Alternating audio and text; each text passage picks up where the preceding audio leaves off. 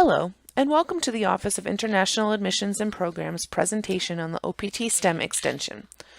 This presentation is intended to inform you, our international F1 students, about the rules and regulations regarding the 24-month OPT STEM extension program.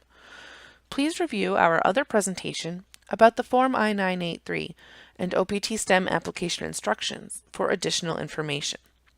If you have further questions after reviewing these presentations, please contact us using the information shown on this slide. First, we will talk about the rules and regulations that F1 students must adhere to when applying for and participating in the OPT STEM extension program. Please take a moment to review these common terms that we will be mentioning throughout the presentation.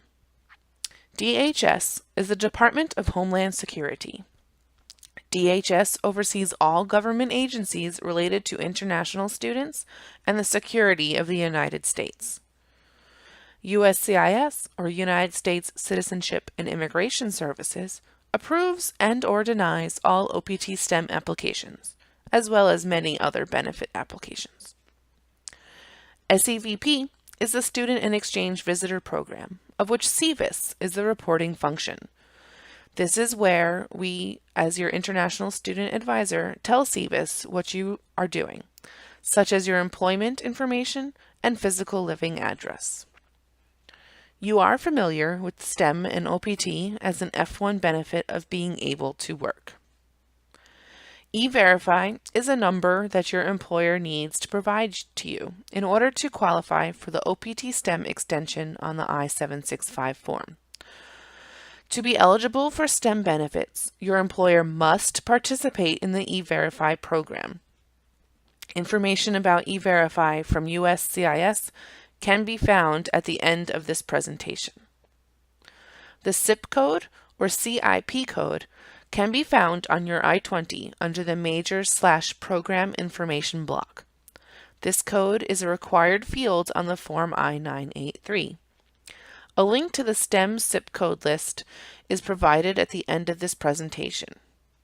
DSO, or your designated school official, is your international student advisor at UHCL. You can find out who your advisor is by looking at the OIAP webpage for current information. A link is provided at the end of this presentation.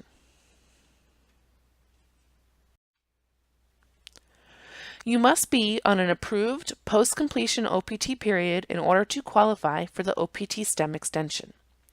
You are allowed to obtain a STEM period twice in a lifetime at different educational levels. If you are pursuing a second STEM extension, the degree must be at a higher educational level. For example, you cannot complete a master's degree, receive an OPT STEM extension, and then pursue an OPT STEM extension after completing a bachelor's degree. You also cannot apply for a second STEM extension directly following the other and subsequently receive 48 months of STEM in a row. Your application must be received by USCIS before the end of your current post-completion OPT period. Once you receive your I-20 from OIAP, you only have 60 days to submit the I-20 and application materials to USCIS. You cannot submit your application for OPT STEM extension during the 60-day grace period after your post-completion OPT has ended.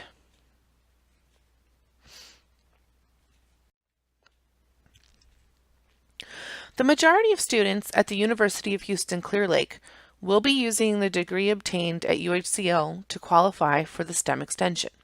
This is your current degree. If you choose to use a prior degree, it must be awarded at a currently accredited institution in the United States, be a current SEVP certified school, and must have been obtained within the last 10 years to qualify for the OPT STEM extension. If you are applying for the STEM extension based on a degree issued by another institution, you must submit transcripts, proof of degree, and the last I-20 from the previous school. You cannot use a degree that you received outside of the United States as the basis for your STEM extension. The CIP code, SIP code, must be on the Department of Homeland Security's most current designated STEM degree program list. Again, you can find a link to this list on the resources slide at the end of this presentation. On the STEM extension, you must be employed full-time. Full-time employment is classified as 20 or more hours a week. If you have two employers, you must also follow the same guideline of 20 or more hours per week, and both employers would be required to complete the Form I-983. Employment must be paid and be commensurate with experience. In other words, it must be comparable to the pay of a U.S. worker. Your employment must be directly related to your STEM major program of study, and this should be clearly explained on your Form I-983. Self-employment is not allowed because you will need to have an employer who can implement the training plan for you. The unemployment limit of 150 days includes the 90 days allowed during the post-completion OPT, and an additional 60 days for the STEM extension period. Remember, if you are still on post-completion OPT, you only have 90 days of unemployment, and until your STEM extension begins, no additional unemployment days are available. In this next section, we will talk about the reporting requirements that you and your employer must adhere to.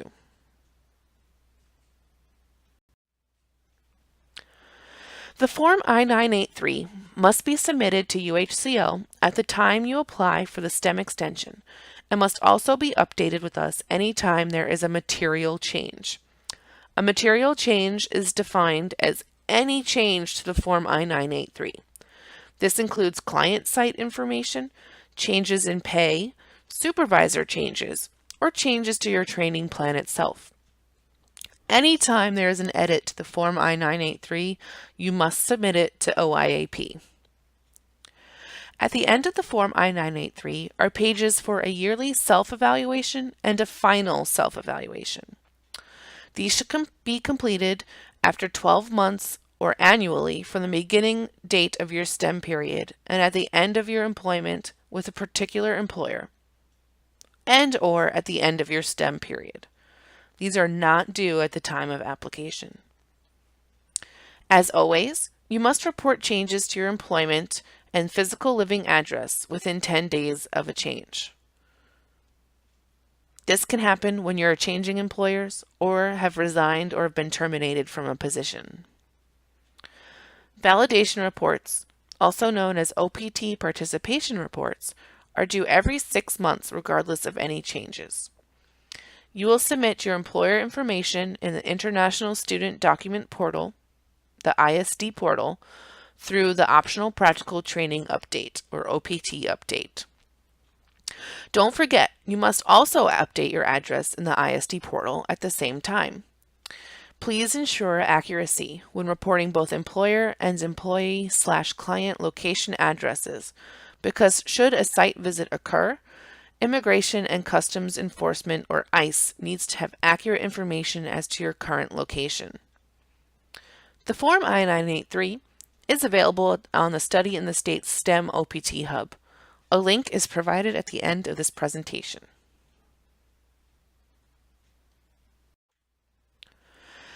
Here you will find a timeline of when you are required to report to UHCL during your OPT STEM extension.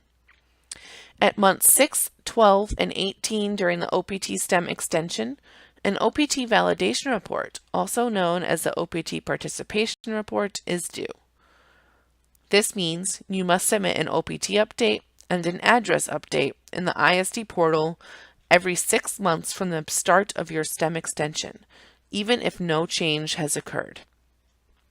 After 12 months, or 1 year from the beginning of your OPT STEM extension, the first self-evaluation is due, as well as an OPT validation report. You must complete the self-evaluation and it will be signed by yourself and your employer.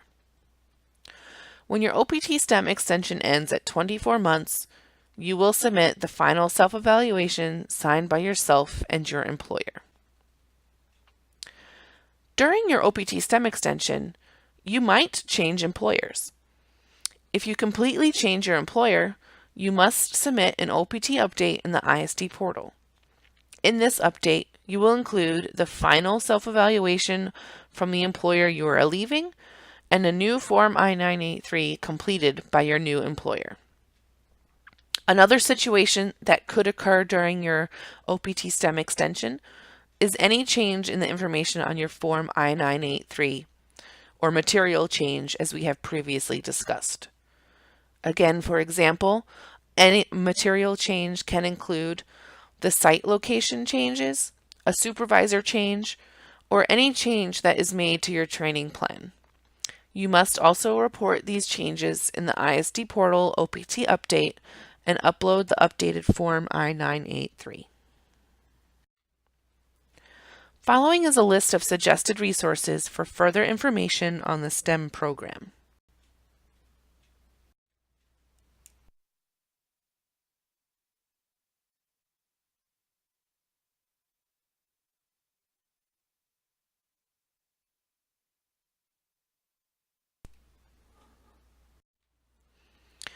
Should you need further information or still have questions regarding your specific situation, please contact us using the information listed above.